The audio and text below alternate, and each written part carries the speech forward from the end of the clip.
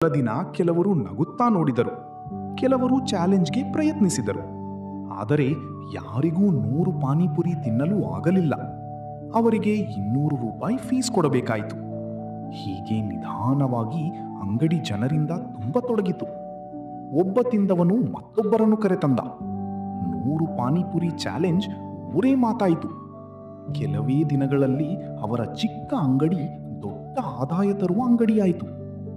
ಒಂದು ದಿನ ರಾಮಣ್ಣ ಖುಷಿಯಿಂದ ಲಕ್ಷ್ಮಿಯಮ್ಮನ ಕಡೆ ನೋಡಿ, ಲಕ್ಷ್ಮಿ, ನಾವು ಸೋತಿದ್ದೇವೆ ಅಂತ ಅಂದುಕೊಂಡಿದ್ದ ಸಮಯದಲ್ಲಿ ನೀನೇ ನಮ್ಮ ಮನೆ ಉಳಿಸಿದೆ ಎಂದ.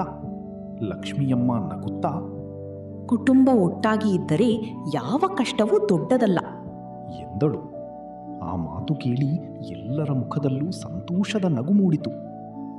ಧೈರ್ಯ ಮತ್ತು ಕುಟುಂಬದ ಒಗ್ಗಟ್ಟು ಇದ್ದರೆ ಸಂಕಷ್ಟವು ಯಶಸ್ಸಿನ ಮೆಟ್ಟಿಲಾಗುತ್ತದೆ. ಕಷ್ಟ ಬಂದಾಗ ಅಳುವುದಕ್ಕಿಂತ ಹೊಸ ದಾರಿ ಹುಡುಕಿದರೆ ಬದುಕು ಬದಲಾಗುತ್ತದೆ. ಕೆಲಸ ಕಳೆದುಕೊಂಡವರು ಸೋತವರಲ್ಲ, ಮತ್ತೆ ಎದ್ದು ನಿಲ್ಲುವ ಧೈರ್ಯ ಕಳೆದುಕೊಂಡವರೇ ನಿಜವಾಗಿ ಸೋತವರು.